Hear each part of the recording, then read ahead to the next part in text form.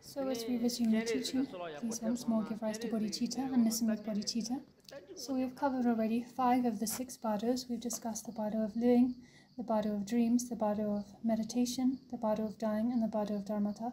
And now we come to the 6th bardo, the bardo of becoming. In the break just now, some people came up and asked me a question, but since I wasn't with my interpreter, I couldn't answer properly. So now I'm going to address that question here. The question was, well, we might pray to Buddha Amitabha or Avalokiteshvara. These deities might be the object of our supplication and our practice. But then in the bardo, it said that all these peaceful and wrathful deities appear. Well, what about the deities like Amitabha that we practice in our life? Well, so in answer to this question, when we enter the bardo of dharmata, then whatever deity we have prayed to, supplicated, practiced in our life, whatever yidam deity we might have practiced, Amitabha, Avalokiteshvara, or any other, that deity will appear to us in the bardo if we continue to supplicate them, and especially we should recognize that the yidam deity is inseparable with our root guru. The root guru is of utmost importance. They are the sovereign of all mandalas. So if we can supplicate them, recognizing their inseparability with the Guru, then they will appear to us in the bardo. And we should understand that all deities are included within the 100 peaceful and wrathful deities. Well, of course, Vajrasattva, of course, is included with within the 100 peaceful deities. Vajrasattva, we can say, is the embodiment and sovereign of all deities. But any other deity we might practice, Avalokiteshvara, Vajrapani, or say Buddha Amitabha. Well, Buddha Amitabha then is the lord of the Western Buddha realm. He's Amitayus, right? And so on and so forth. Whichever deity we might practice, not just in the Nyingma tradition, but from the Gelug Sakya and other traditions, all of these deities, without exception, are contained within the peaceful and wrathful deities. So say you have faith in Buddha Amitabha and you pray to Buddha Amitabha. Well, you'll see Buddha Amitabha then in the bardo. Buddha Amitabha is a peaceful form, right? And Amitabha will then transmute into his wrathful form, which is Pema Haruka, the lotus Haruka. You might think, oh, but this wrathful manifestation of Amitabha, well, that will be very frightening. I'll be scared to see that. No need to be scared of the wrathful manifestation of Amitabha. Let's think back to the example I gave of a tiger. Yes, we're all scared of tigers, but for someone who is very familiar with the tiger, who's kept a tiger as their pet, for instance, well, they play with the tiger just like playing with a pet dog, right? No need for fear. So in the bardo, when you see Buddha Amitabha, you recognize this peaceful form, and then you will see that peaceful form transmuting into the wrathful form, lotus Haruka. And you can, no need to fear no need to fear that wrathful form, because of your familiarity, you'll recognize what it is. So we need to pray, we must pray to the deities we have faith in, to Buddha Amitabha, for instance. But how to pray? Well, we shouldn't pray in a dualistic sense, thinking, oh, Amitabha is out there separate from me and I am over here. Rather, we should pray to Buddha Amitabha, understanding that essentially Amitabha is the nature of our own mind, and that Amitabha's wrathful form is lotus Haruka. So we need to recognize this. For instance, Vajrasattva is a peaceful form. His wrathful form would be Vajraharuka. Likewise, Buddha Vairocana is the peaceful form, whose wrathful form would be Buddha Haruka, and so on and so forth. Once you're familiar with something, you no longer fear it, right? You no longer need to fear it. Let's think of a family, maybe your own spouse. If your spouse gets angry or someone in your family gets angry, you're not going to be too anxious, right? You're just going to think, oh, so-and-so's in a bit of a temper today, You're not going to pay much attention. Or maybe it's better to say you're not going to be too worried because you know the person, right? You know it's going to pass, it's no big deal. But someone who's not familiar, when they see your spouse, say, in a temper, they might feel really afraid. Oh my God, what's this person going to do? Are they going to set off a bomb or come storming in with a sword?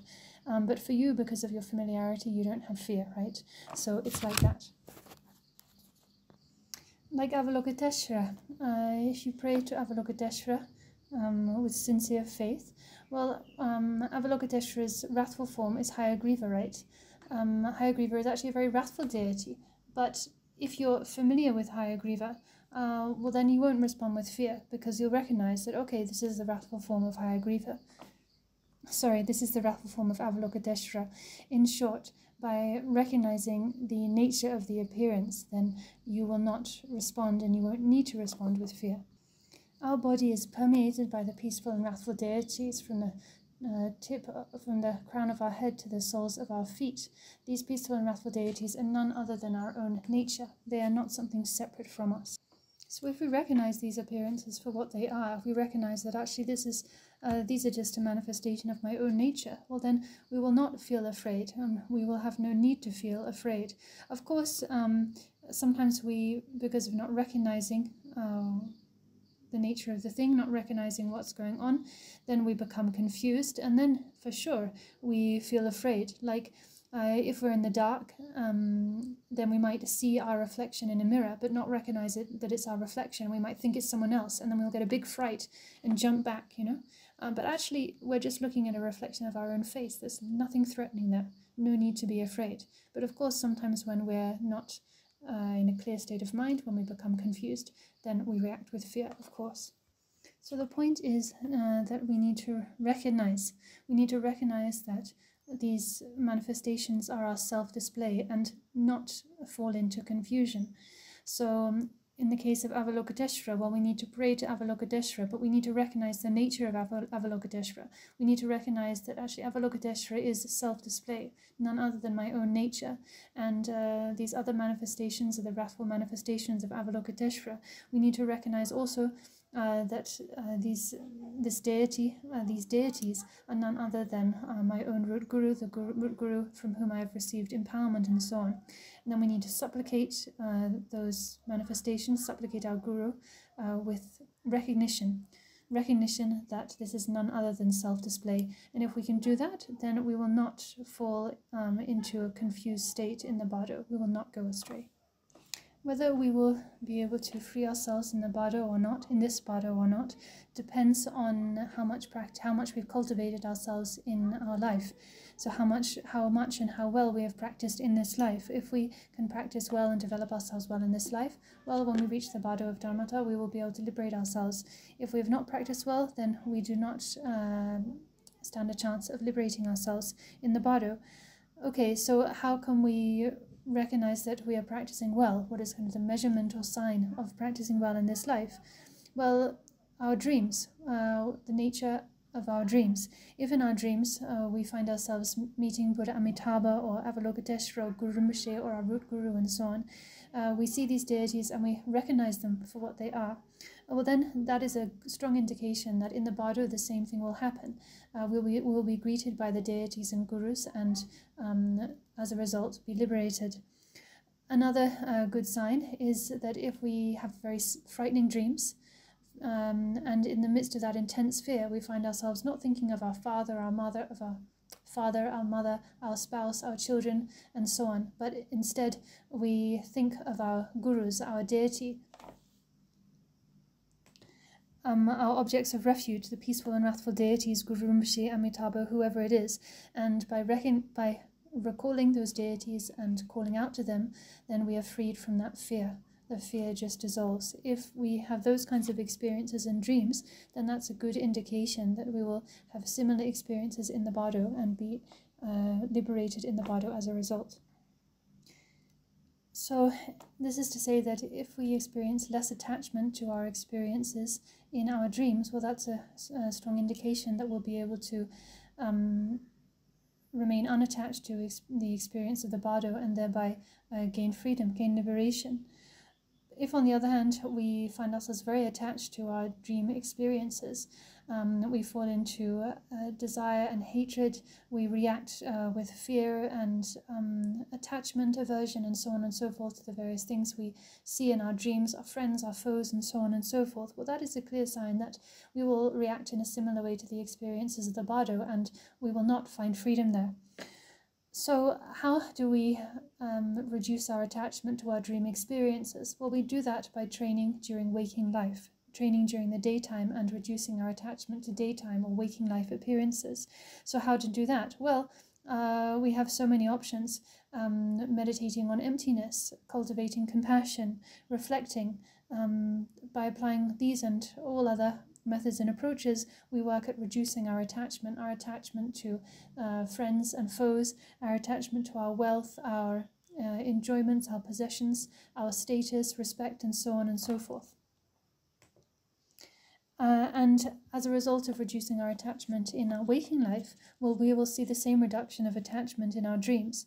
And if we can see that bring about a reduction of attachment in our dreams, well, as a result, then we will experience a similar thing in the Bardo. We will be greeted by, or we will see the deities and the gurus in the Bardo, and we will find freedom there. So in short, if we want to find such freedom, then we need to apply ourselves and practice during our waking life as much as possible. Now we come to the next verse that instructs us on the Bardo of becoming. Karma, now when the Bardo of becoming is dawning upon me, I will concentrate my mind with single-pointed determination, strive to prolong the results of good karma, close the entrance to rebirth, and try to keep from being reborn. So we'll look first at these 4 lines. So what do we mean by the Bardo of becoming? Well, the Bardo of becoming is the intermediate state that occurs once the Bardo of Dharmata has ended and before the Bardo of living has begun. So that period we call the Bardo of becoming. What does becoming mean? Well, it refers to the fact that in this intermediate state, well, anything can happen. The Tibetan word literally means, a more literal translation would be possibility. So anything is possible here. We can end up becoming a god, a human, a hell being, an animal. We can move in any direction. It's all possible. So positive outcomes are possible, negative outcomes are also possible. It's like if you do business, well, there's a possibility things will go well and you'll end up very rich. There's also the possibility things will not go well and you'll end up impoverished or bankrupt. So the Bardo of becoming is a Bardo in which anything is possible. All sorts of outcomes can occur. So those who have cultivated a lot of virtue and positive tendencies in their lives, those who have trained well, who have familiarized themselves with the peaceful and wrathful deities, for instance, then in the Bardo of becoming, they can move in a very positive direction and gain positive rebirth or positive outcome. But equally, a negative outcome or lower rebirth is also possible. This is the Bardo of becoming, the Bardo of all possibilities. So what happens then in this Bardo of becoming? Well, first of all, we go through the dying process, right? Our body ceases, our mind ceases, we are parted from our body and mind of our previous life. Well, that is the process of dying, right? Then we enter the Bardo of Dharmata, and when that finishes, then through the power of our karma, then various deluded habits and tendencies re-emerge and start to lead us in a certain direction, and this is the Bardo of becoming. So after the Bardo of Dharmata, which lasts for say 4 days, then the Bardo of becoming begins. Here our karmic winds begin to stir, and with this the Bardo of becoming begins to unfold. If we are a good practitioner, an adept practitioner, and previously we used the example of the all-knowing Longchenpa, even though it's not perhaps a suitable way to talk about Longchenpa, but still, if we're a good practitioner and we reach the Bardo of becoming, well, through the strength of our practice, we will recognize what's going on and we'll be able to, let's say, consciously direct ourselves. We'll be able to take control of our destination, so to speak. But otherwise, what will happen here is that we will be, through the strength of karma, we'll be propelled in a certain direction. And as a result of our deeply ingrained attachment and desire, we will feel attachment to our future mother's womb, and attachment to one of our parents, depending on which gender we are to be born as. And in this way, we will take rebirth and once more enter the round of samsara. So if we are going to take womb birth, if we're going to take womb birth and we're going to be reborn as a boy, well, then we'll naturally feel attachment and lust towards our future mother and an aversion towards our father. And if it's the other way around, if we're going to be reborn as a girl, we'll naturally feel a lust towards our future father and aversion towards our mother. And with this attachment, with this desire propelling us, we will be drawn towards the womb of our future rebirth. We will enter there, be conceived, and so our next life will begin. And actually scientists speak about speak about this, scientists have also observed that if a child is female, if a fetus is female, then it will be facing outwards, so facing the father, whereas if it's male, it will be facing the mother, so facing in towards the mother's body. That is a reflection of attachment, right? Attachment to the opposite sex. And this is a result of very negative habits and deeply ingrained habits of desire, of lust, of attachment.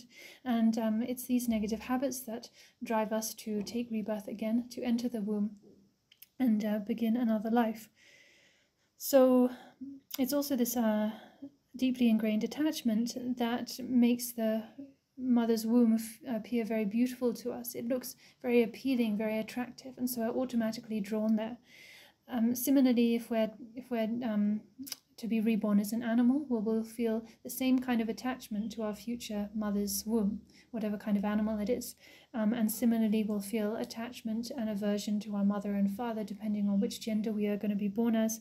The same goes for the process of taking rebirth as a hungry ghost, and so on and so forth. It's not the same for hell beings. However, hell beings are reborn miraculously or instantaneously. They don't go through the womb birth process. They don't have parents. And as for hungry ghosts, well, it's said that half of hungry ghosts are conceived through womb birth and the other half through miraculous birth. But yeah, if we're talking about womb birth, well, that's how it occurs, just as explained.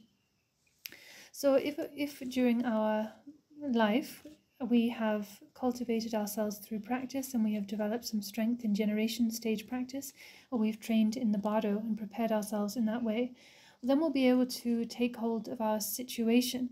We will, through the strength of our previous training, be able to visualize our future mother and father as the male and female deities in union. Before we enter the womb and are conceived, we will visualize ourselves as the Idam deity. We will bless the womb as a celestial palace. And in this way, we will enter the womb, let's say, more consciously, accompanied by such pure perception. And this is the way that tulkus take rebirth, intentionally take rebirth as humans. And we could use again the example of the all-knowing Longchenpa. Again, it's not really an appropriate way to speak about such a master, but just to make it relatable, we can use him as an example, because Longchenpa immediately took rebirth as Karma Lingpa, right? So yeah, he would have incarnated, we could say, in that way, visualizing the mother and father as male and female deity in union, visualizing himself, generating himself as the Hidam deity, and so on. And there's so much to say about this process. So first of all, one would begin with generating the seed syllable, and so on and so forth. These processes are described in enormous detail in texts like the Guyagarbha Tantra, where we find explanations of the framework of the three samadhis, the samadhi of suchness, the all-illuminating samadhi, and the causal samadhi of the seed syllable, and so on. Generation stage practices that make use of the threefold rituals, the 5 factors of awakening, and so on. So through these methods and means, then a developed practitioner could consciously take rebirth, and this is how tulkus or incarnations take rebirth. But then on the other hand, we have ordinary beings, right? The way ordinary beings are conceived and take rebirth. Well, that rebirth is propelled by ordinary attachment that drives them towards their mother's womb, and it's that ordinary desire that causes them to enter the womb and be conceived. There are 2 important points to mention here. So when we are in the Bardo of becoming, we will have a mental body. The Bardo being will assume a mental body. There are many different types of body we can have: a body of wisdom, a mental body, karmic body, a body of flesh and blood, or we could say a corporeal body, and so on. 5 or 6 different types of bodies are mentioned in the extensive scriptures. So here in the Bardo of becoming, the Bardo being assumes a mental body. And there are... So now I've lost track of my train of thought, she says. I feel like I was driving along the highway and suddenly I've taken an exit and left the highway. So anyway, to get back to what we're talking about the mental body, right? So there are some important points to be aware of here. There are two places where the mental body of the Bardo being cannot go. two places that they are blocked, let's say that they have no access to, that they can't access. One is Doje Den, the Vajra seat. We could also say Bodh Gaya. The Sanskrit translation would be Bodh Gaya. We're not talking about the outer Bodh Gaya, the place in India, site of Buddha's enlightenment. That is, we could say, an outer example of what is really meant by Bodh Gaya or Vajra seat.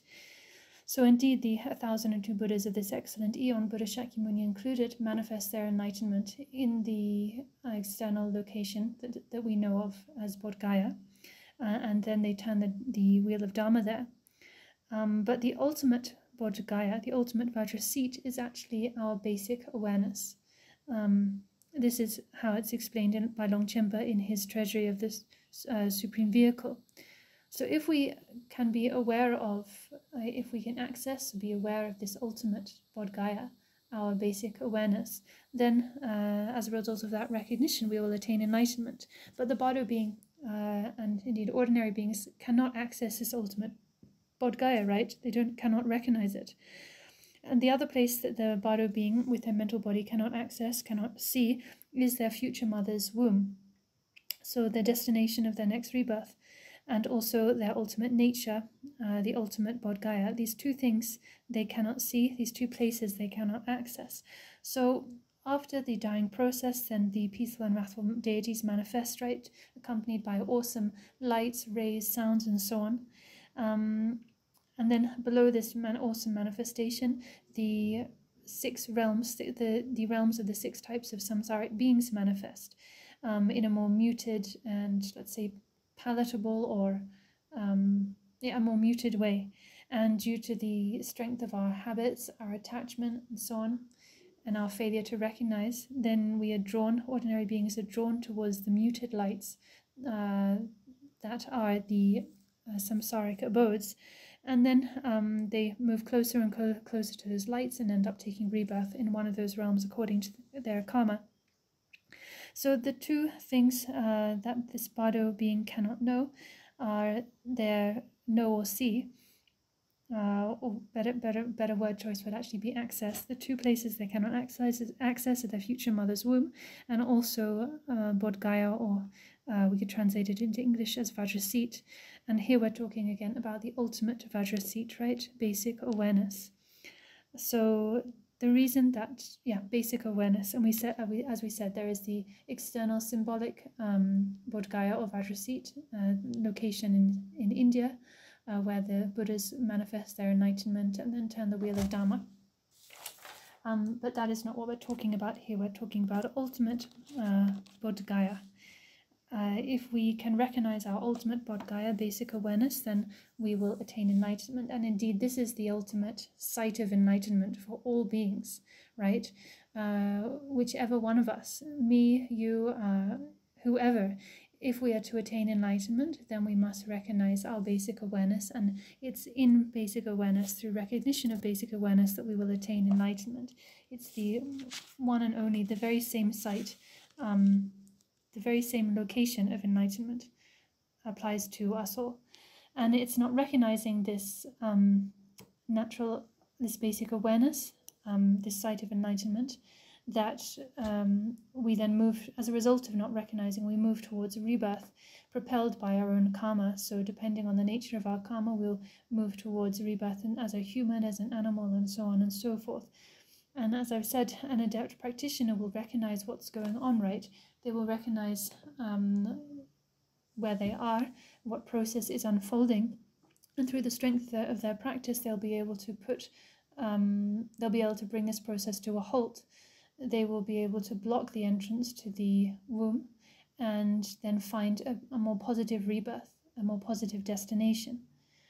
So if we reach this point of the Bardo of becoming, then we need to recognize where we are. We need to recognize what is coming. We need to recognize that we are once again approaching a womb and about to take rebirth and about to enter the wheel of samsara. And when we notice this, we need to feel a real sense of regret and remorse. We need to think, here I am again, about to enter the wheel of samsara. I find myself here yet again. We need to feel a sense of revulsion, renunciation, for the womb that we are approaching and about to enter, we need to pray and call out to our gurus and deities, recite the mani or whatever practice it is, whatever mantra it is we usually recite. We need to call upon that and generate renunciation. In that way, we need to reverse our attachment to the womb, turn away from it, and then find a more positive rebirth for ourselves. So if at this moment we can recognize what's going on, we can then call upon our gurus and deities and recall our practice, then we will be able to block the entrance to the womb that we're approaching and find a more positive rebirth for ourselves.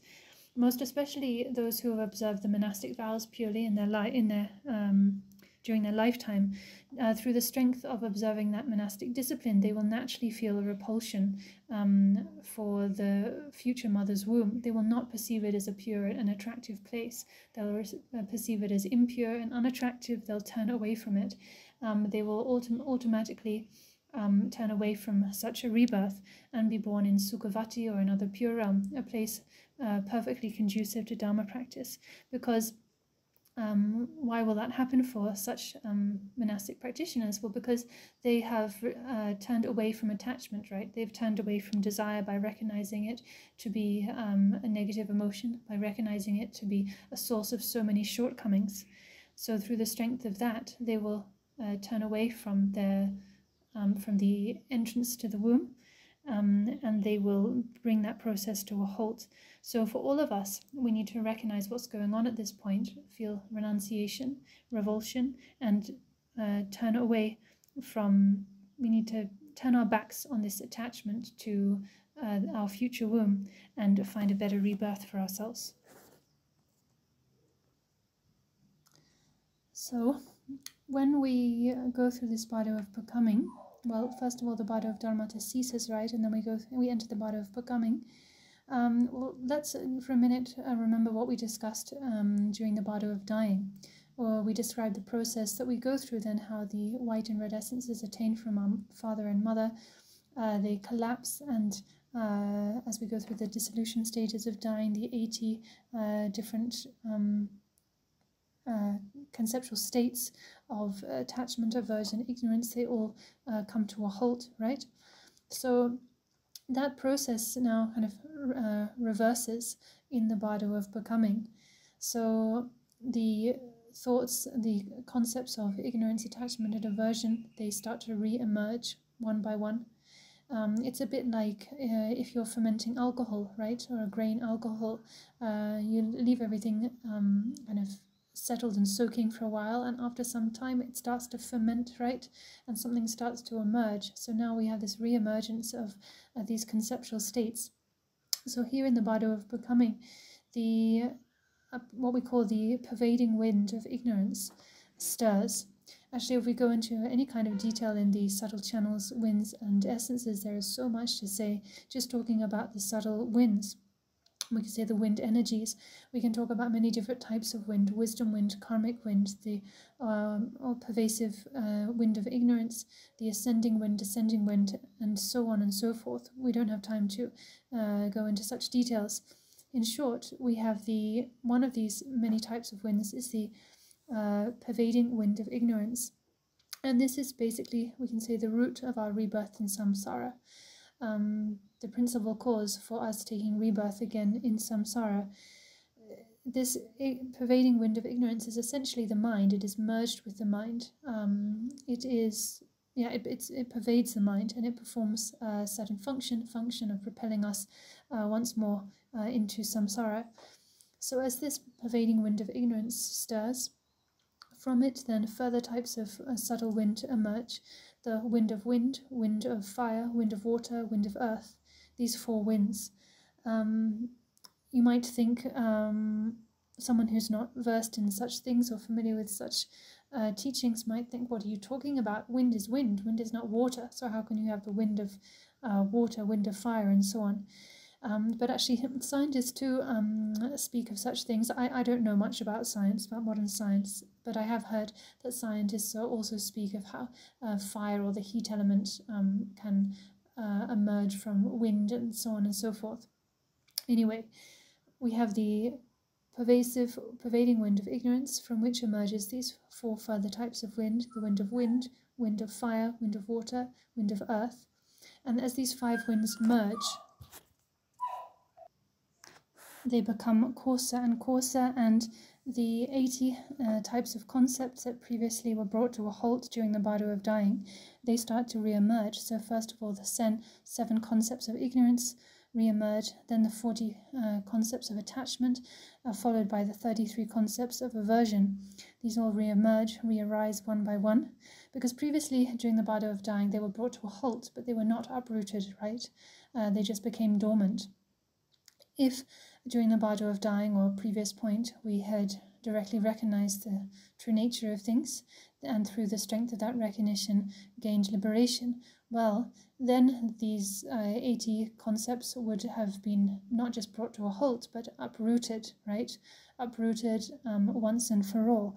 But the Bardo being has not gained such recognition. They have not uprooted these 80 concepts, and so here they once again re-emerge. And as they re-emerge, they generate this plethora of confused experiences that then haunt the Bardo being. So the Bardo being then begins to go through a very intense, terrifying, and volatile period where they experience all manner of frightening things. Sometimes they'll experience intense hunger, then intense thirst. They might experience something like hell, and then a few moments later their experience will change and they'll be somewhere else. So the Bardo being is the, could say, the victim of confusion here, and they're just like a feather being tossed here and there in the wind. Their experience is very volatile, intense, unstable, constantly changing. Sometimes, so the scriptures explain that sometimes the Bardo being will experience the henchmen of Yama, the king of death, seizing them, capturing them, torturing them, and so on. They will be incredibly confused. They're so confused they're not sure whether it's day or night, whether they're dead or alive. And they'll be wandering around trying to figure out, are they really alive? Are they dead? What state are they in? They'll be trying to see their reflection in water to check if they're really alive, see if they leave footprints in the earth or not. They're in a state of intense confusion, disorientation, and fear. At this point, if a lama, practitioner, can perform sur, the offering of burnt substances, and other rituals like guidance rituals for the benefit of the deceased, they can bring enormous benefit and relief to the Bardo being at this point. The reason being that the Bardo being still has some slight clairvoyance, so they are very receptive to what's going on, and they're also incredibly sensitive. That is the nature of the Bardo being at this point. So yeah, a practitioner can really benefit beings in the Bardo through practicing sur and so on. In the Chinese tradition here in Taiwan and mainland China and so on, there's this long-standing tradition of people gathering around the deceased and chanting Amitofu, the mantra of Buddha Amitabha, and making prayers and chanting mantras at the bedside of the deceased. This is such a wonderful thing, and I've seen this several times in person, and it is just, the sight of it has just filled me with joy. I so rejoice in this tradition. This is of enormous benefit for the deceased. To chant the blessed mantras of the Buddhas, the enlightened ones, within the at the bedside of the deceased or the dying, brings so much benefit. By hearing those mantras, then the deceased person's evil deeds and negative karma will be reduced, will be purified, and also it will help dispel the intense fear that they undergo when roaming through these confused experiences. So in short, the practice of sur, the offering of burnt substances, is of an potentially enormous benefit for hungry ghosts on the one hand, and also the deceased, those who are in the Bardo of becoming. So at this point then in the Bardo of becoming, we start to experience all manner of confused and confusing things. The slightest thing can trigger the most intense emotions of hatred, anxiety, fear. One moment we might be experiencing intense heat, then intense cold, the next moment intense thirst, the moment after that intense hunger. really volatile, intense, and changeable experiences. We are just like a feather being blown here and there in the wind. We cannot stay still for a single second. We're blown left, right, 1 minute, right the next. And because we have clairvoyance to some extent, then the minute we think of something or some place, we are taken there, we're transported there. We will go off and find ourselves at all the places we went to in our previous life. We'll also find ourselves in places where we've never been before. New places, old places will be here, there, and everywhere. And we will be overcome by fear and anxiety, a bit like being caught in a snowstorm or in a blizzard, or you could say perhaps a typhoon. Maybe that's a better example here in Taiwan. So when we speak about the Bardo, or the intermediate state after death, well, indeed what we're talking about now, we speak about a period of 49 days, right? So 7 weeks, 7 periods of 7 days. So the first 3 of these weeks, so the first 21 days, we'll experience for the most part what we've experienced in our past life, in the life we've just left. So in my case, then I would experience, what I'm used to. So teaching the Dharma, being at the monastery and so on. If you are, a businessman or a politician or a farmer, well, you'll experience exactly that. Going about your business, going to the office, going into the fields, spending time with your family. So you'll experience the same surroundings, the same preoccupations, pretty much for the first 3 weeks. And from the 3rd week onwards, well, you'll start to experience your future life. So you'll start to experience portents of your future life, meaning if you are heading in the direction of a rebirth as an animal, well then you'll start having experiences of that. So maybe you'll start experiencing like having horns on your head just for some of the time, or claws or hoofs on your feet. If you're going to be reborn as a bird, well, you might find yourself flying through the sky with wings at times. So your experience will move in that direction. And if you are moving towards rebirth in hell, well then you'll experience flashes of intense heat or intense cold. So from the sort of end of the 3rd week onwards, you'll start to experience flashes of your future rebirth, just for short periods of time. So from this 3rd week onwards, you'll start forgetting your experience of your past life. Those memories and that experience will start to fade, and the experience of your future life will gain strength. So you'll start moving in that direction away from your past life, and then you'll eventually enter the womb of your future mother and take rebirth, be conceived and take rebirth. So this is what we will experience in this bardo after death. Another thing is that the wrathful deities that manifest here in the intermediate state, they can also then take the guise of the Lord of Death and the workers of the Lord of Death, and appear to us as a kind of judge, a very intimidating, scary kind of judge figure who stands before us and weighs up our positive and negative deeds. And if we see that we have performed mostly positive deeds in our life, well then we'll feel very pleased, very happy. But if that's not the case, and if we've mostly performed negative deeds, well, we will feel terrified, anxious, remorseful. And it'll become clear to us that as a result of our negative deeds, we are now heading towards hell. So we'll have this kind of experience as well. This is how the bardo is explained in the scriptures. And different colored lights, as we mentioned before, will appear to us. So white lights, red lights, green, blue, and yellow, kind of pale yellow lights, will appear before us. And depending on where our karma is leading us, then we'll feel more attracted to one of these lights. So if we are going to be reborn in the God realms, then we'll feel very attracted to the white light. That white light will appear so beautiful and so appealing to us. So say you're in the bardo and these lights appear, and you have this experience. You feel very attracted and drawn to those white lights, and the white lights kind of appear more, stronger than all of the other lights. Well, then you should be able to recognize what is going on, because now in waking life we are training in the Bardo, right? We're learning about the Bardo. So this should prepare us so that if and when we reach this point, we recognize what's going on. Right, this is a white light. This is leading me to the God realms. Right, I am on my way to be reborn as a God. This is not good. That is not a decent rebirth. I do not want to go there. So recognizing this, turning away from the white lights, you should then remember your practice. Pray to the gurus, pray to your teachers, and supplicate your Yidam deities, whatever practice you've trained in, generation stage deity practice and so on. Remember that, put that into practice, or the completion stage practices of Trekchur Turgal, the great perfection practices.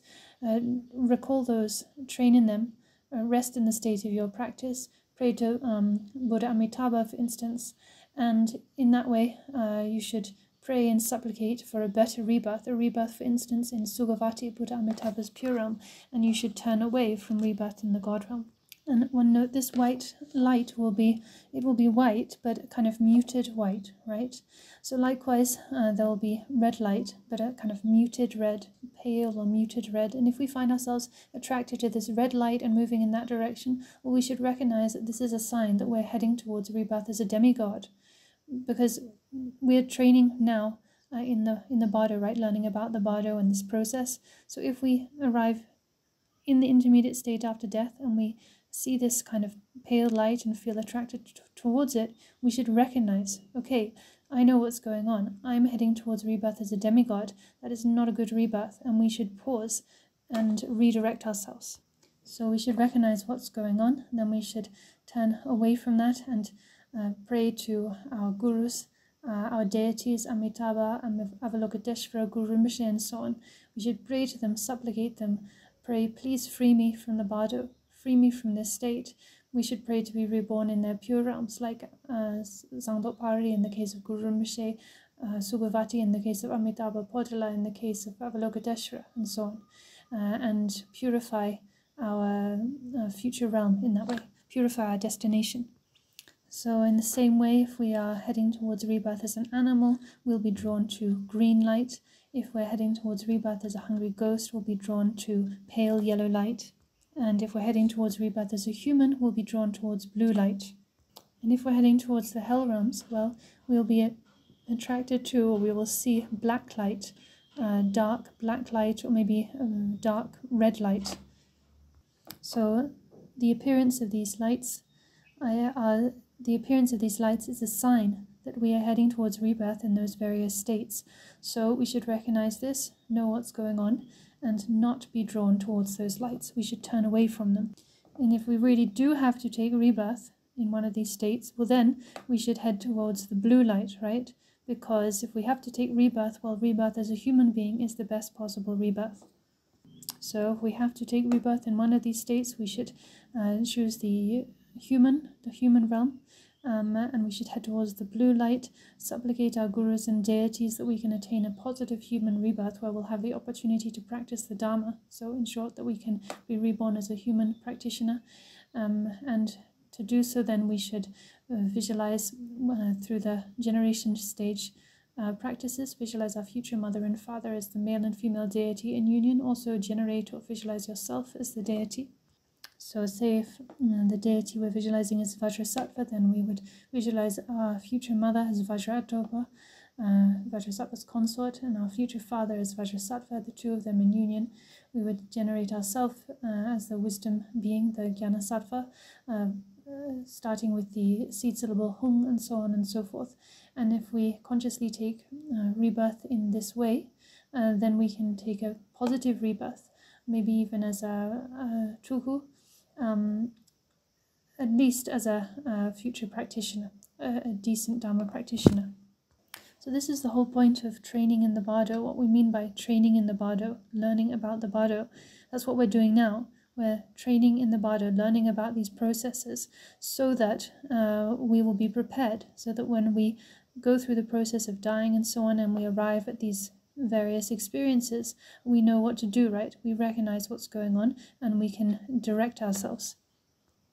So how do the great masters like Longchenpa and so on, and also the instructions we have in Yeshe Lama and other texts, how do they instruct us to practice in this intermediate state? Well, it said in the Bardo of Becoming you should apply the instruction of placing a pipe in a broken gutter or a broken irrigation channel. So that means you place a pipe in the channel, in the broken channel, to keep the water flowing in the desired direction, right? So if you have a gutter or an irrigation channel that is broken, well, the water's going to leak out, right? It's not going to get where it needs to go.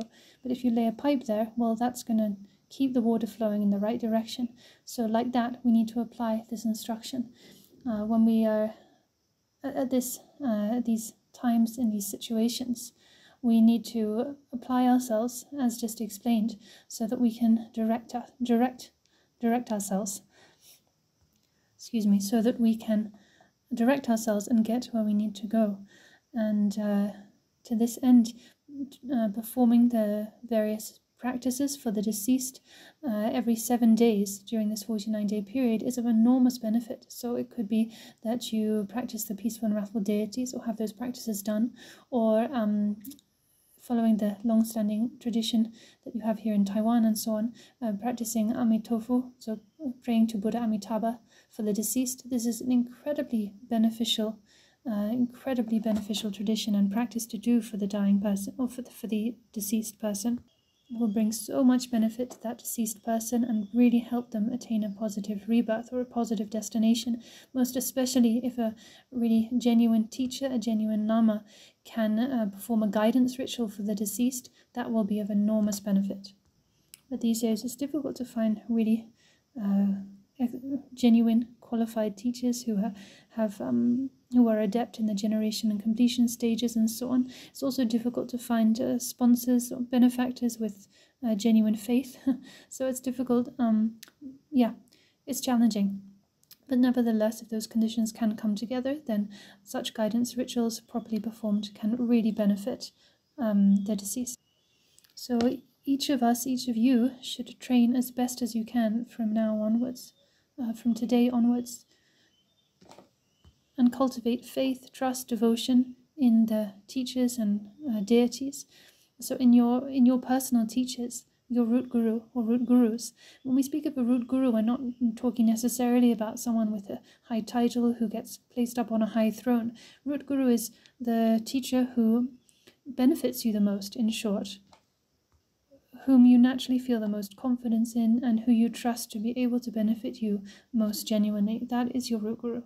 So a teacher who you really feel confident will be able to help you when you die.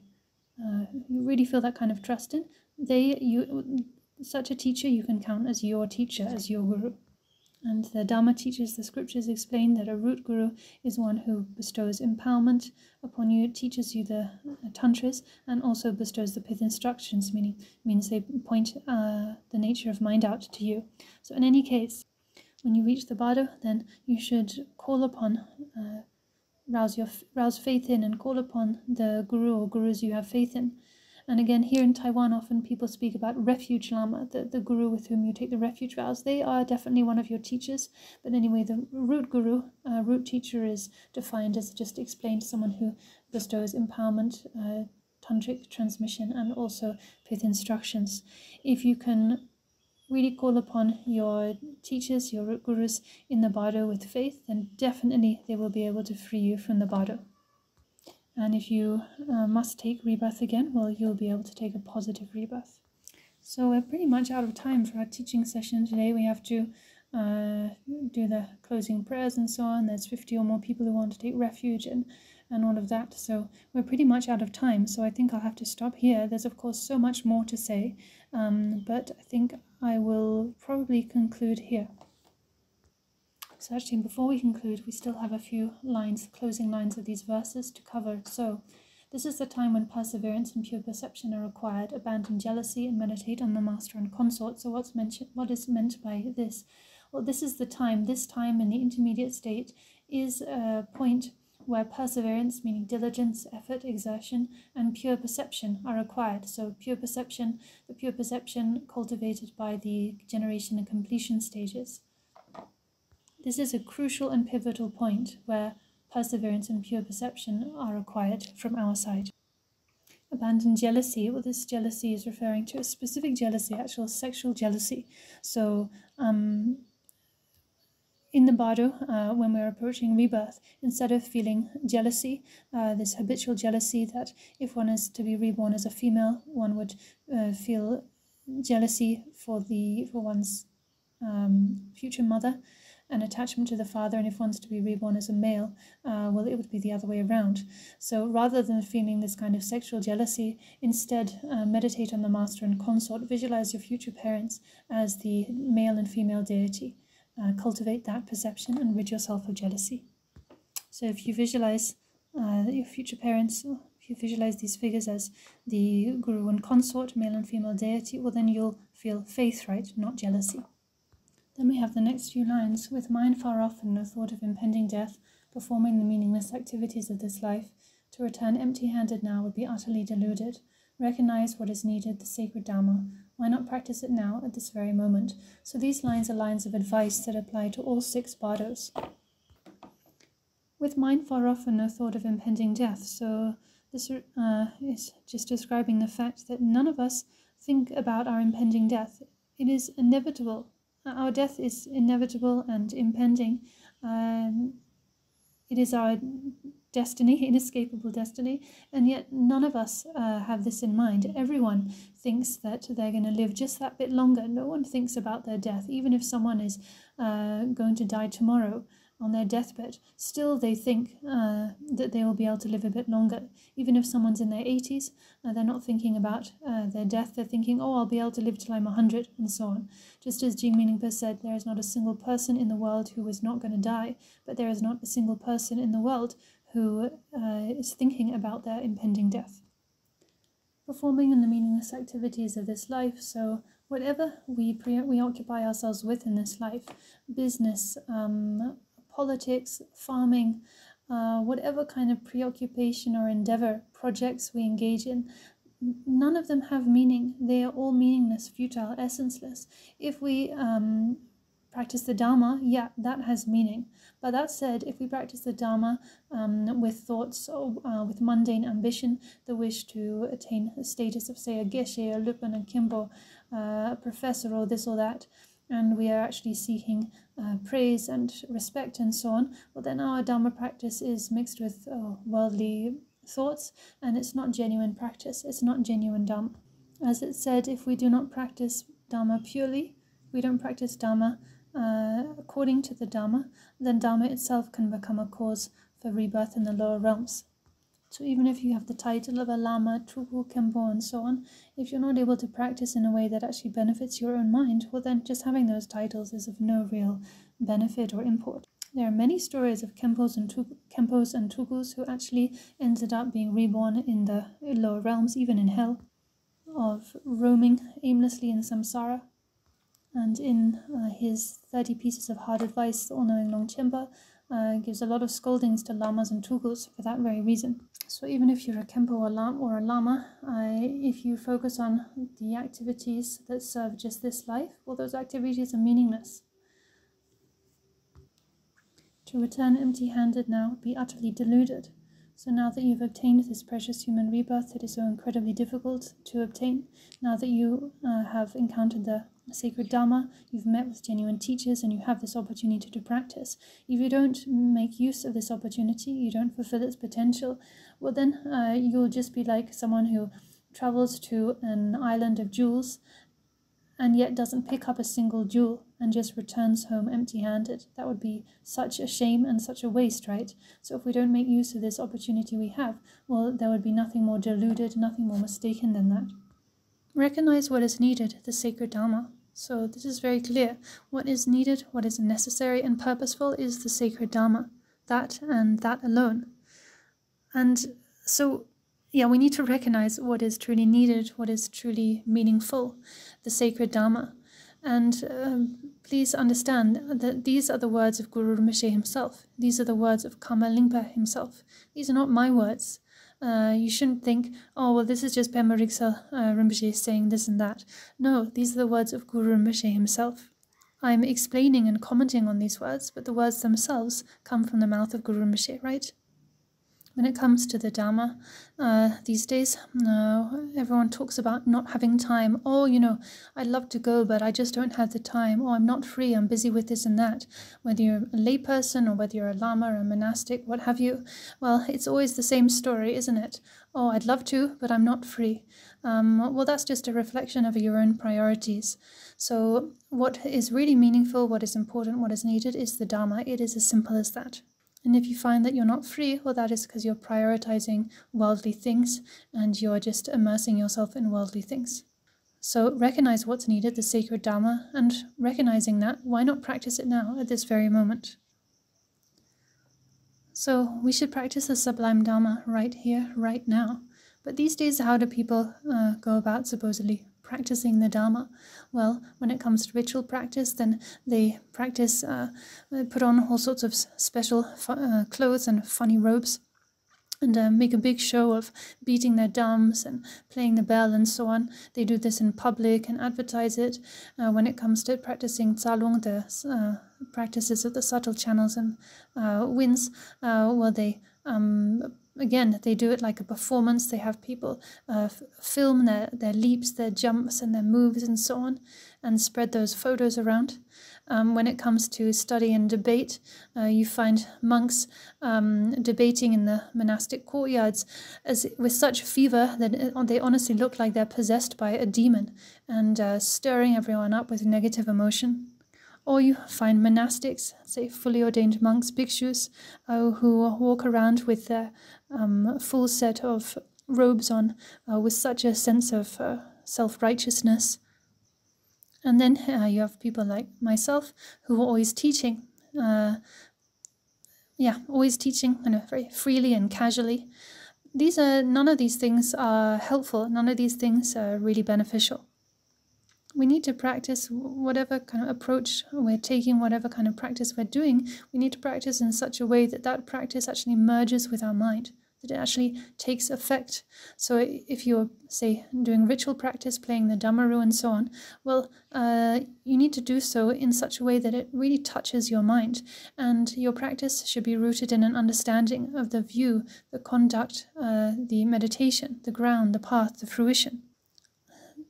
Likewise, if you're practicing Tsalung, the yogic practices, likewise if you're engaging in study and debate of the major treatises, you need to do so in such a way that all your efforts reduce your negative emotions, that your attachment, aversion and ignorance reduce, that they decrease bit by bit.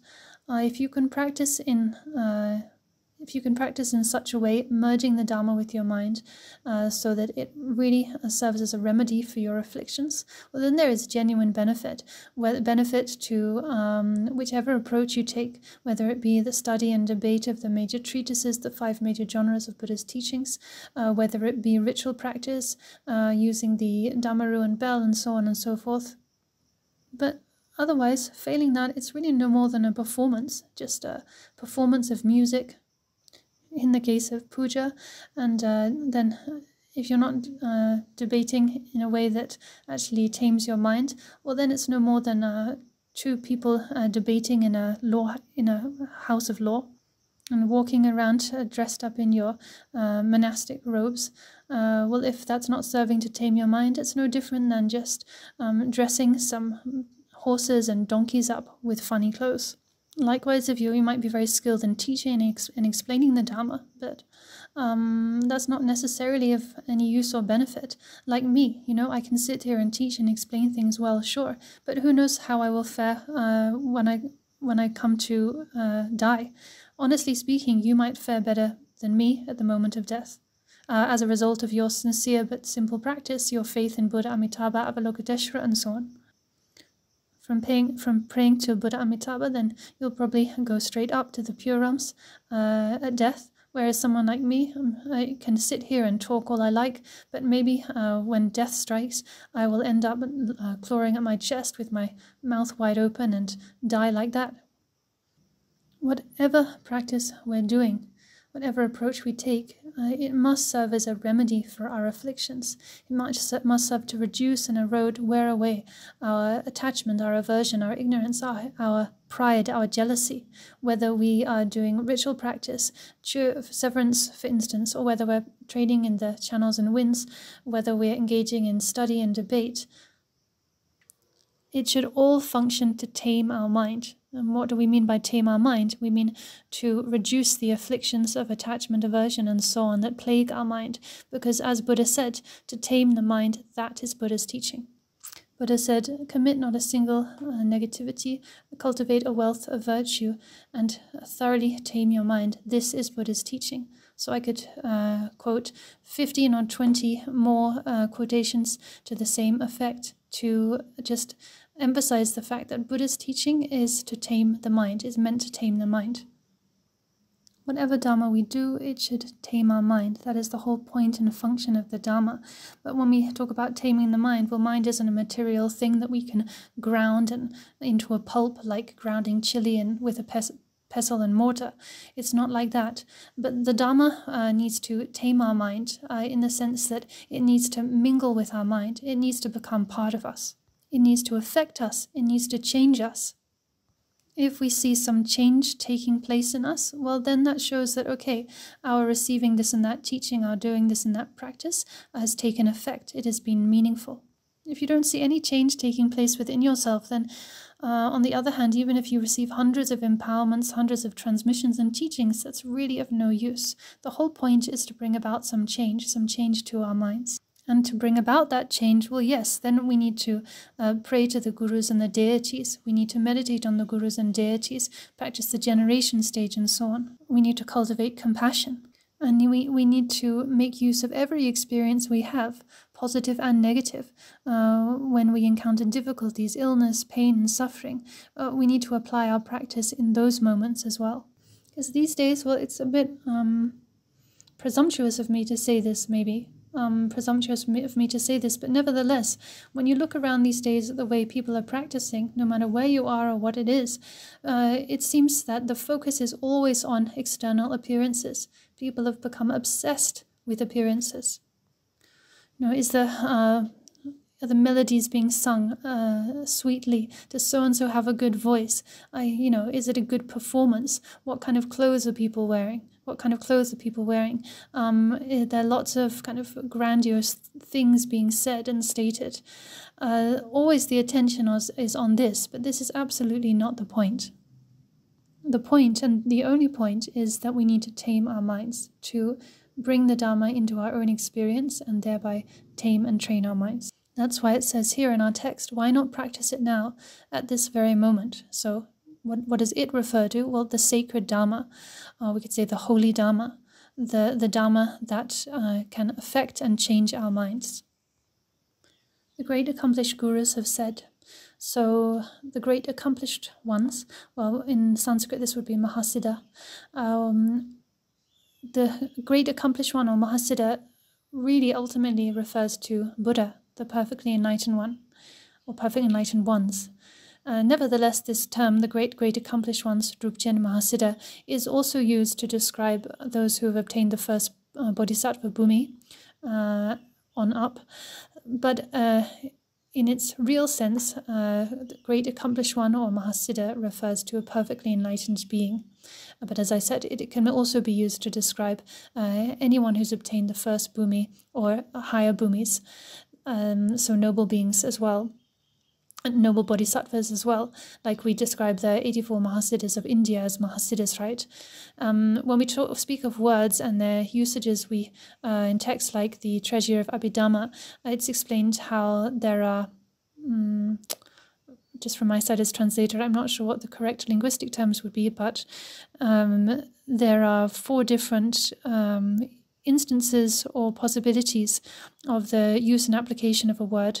So a word can be used in a context where both the literal meaning of the word applies, and then there are other cases where the literal meaning of the word doesn't apply, and so on and so forth. So loosely speaking, this means that a word like this, Drupchen, a Mahasiddha, great accomplished one, its real meaning is perfectly enlightened Buddha, but it can also be used, validly used, to refer to those on the first bodhisattva bhumi on up.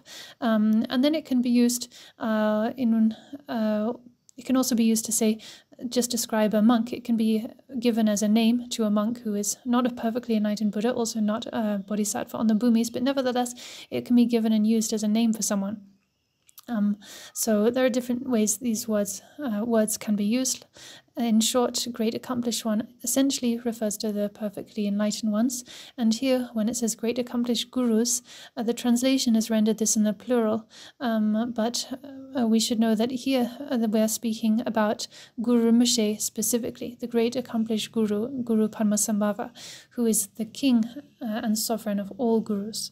Guru Rinpoche is the we could say the destined guru of all Tibetan people, just as Avalokiteshvara is the destined Yidam deity of all Tibetan people. Guru Rinpoche himself declared this.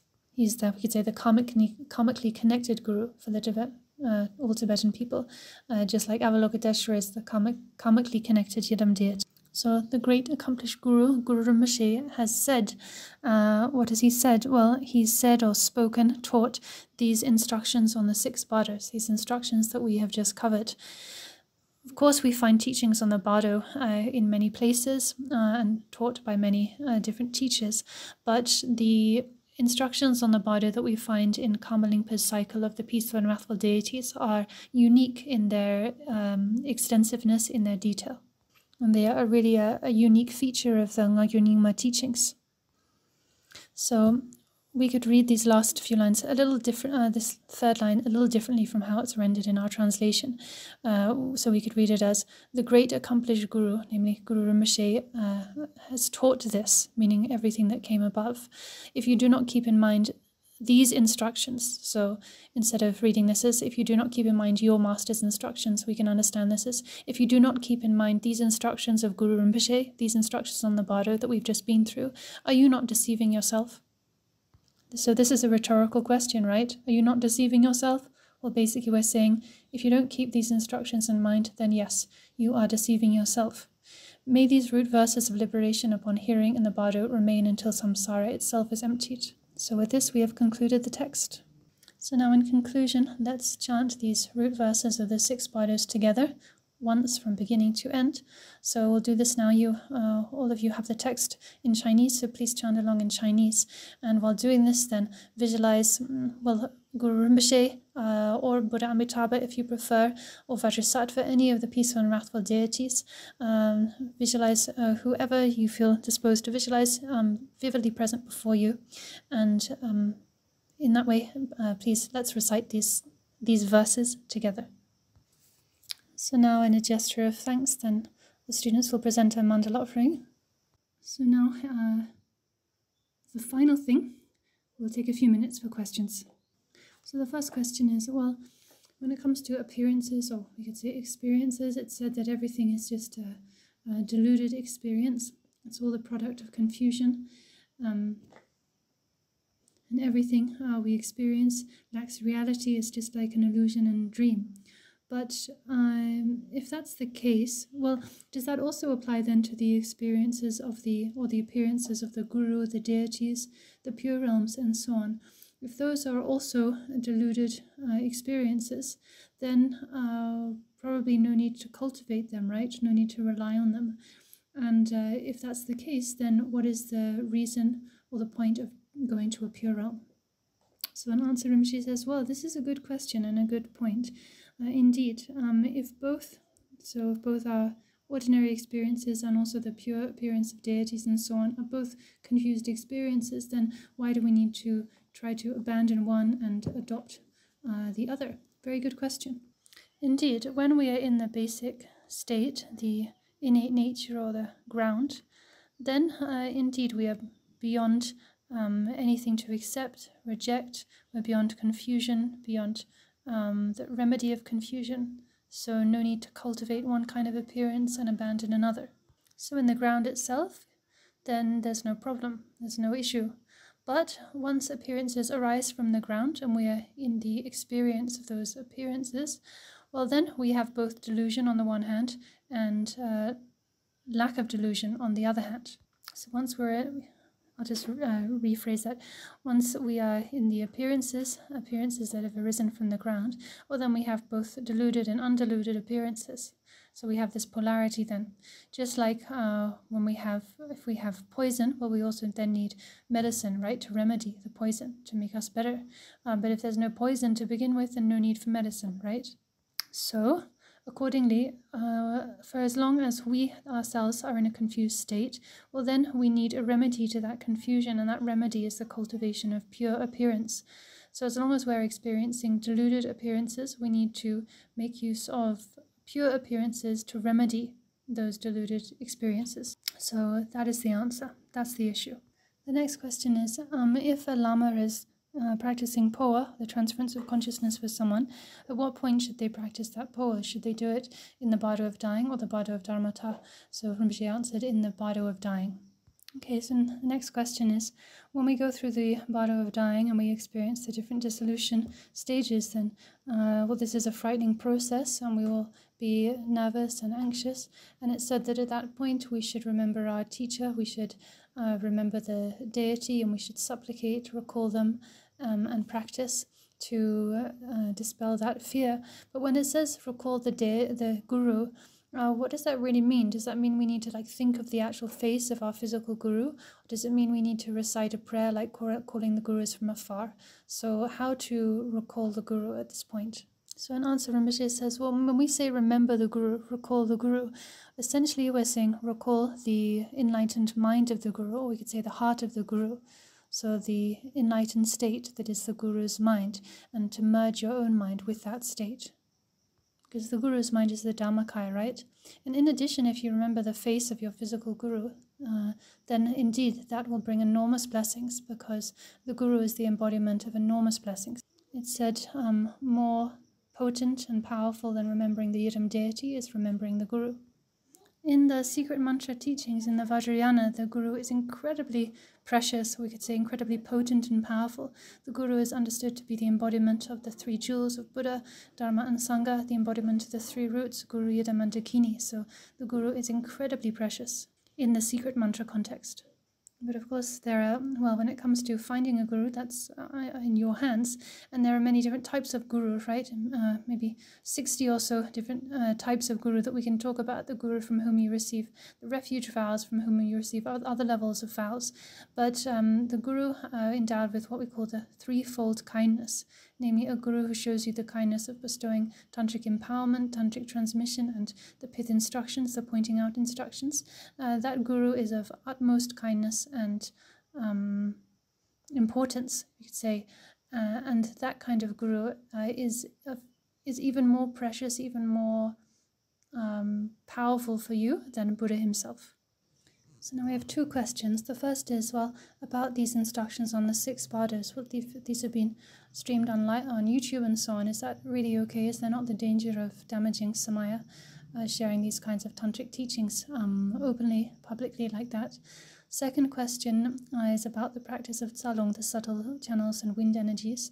Are those practices things that one should engage in strict retreat under the guidance of a drupun, a retreat master, or are they practices that one can kind of do on one's own without the supervision of a drupun, a retreat master? So in answer to the first question, Rinpoche says, well, yes, when it comes to keeping the seal of secrecy, the secrecy of the tantric teachings, well, this is just not observed as it used to be. We even have teachings like Longchenpa's 7 treasuries just being sold in bookstores and made available here and there. Not just the 7 treasuries, but tantras also available in bookstores for anyone to buy, available on the internet and so on. So this tantric secrecy is just not being observed as it used to be. So that's one answer to the first question. Secondly, in answer to the question about tsalung practice and retreat. In answer to the second question, so in answer to this second question, well, we can think of practitioners of the past, like the great practitioners Longchenpa, the Yogi Milarepa, and so on. They certainly didn't practice under the guidance of a drupun, a retreat master, right?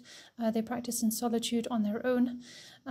So if one is capable, if one actually knows how to practice, then there's no need to practice in that kind of setting with a retreat master. But if one does not yet know quite how to practice, then one needs to stay in that setting with a drupan, a retreat master, telling one, okay, this is what you practice now, this is what you chant, this is how you conduct your sessions, this is how you organize yourself, and so on. So if you're, when you're not yet kind of familiar enough and sure enough about how to practice, what to practice, and so on, then you need to practice under such a retreat master. But that kind of setting is not, one wouldn't enter that kind of setting because one is so adept and knowledgeable about practice, more the opposite. So actually the best way to practice is to practice in solitude on your own. That really is absolutely the best. But if one is not yet able to do that, then for those who are not yet able to do that, then indeed we have these other kind of settings where you enter like a retreat center, where you have a retreat master telling everyone what to do for this and that month, practice this, get up at this time, chant this and that in each session, and then after so many months you're going to start this practice, and so on. So it's again, it's that kind of setting is for those of us who are not yet familiar enough to practice on our own.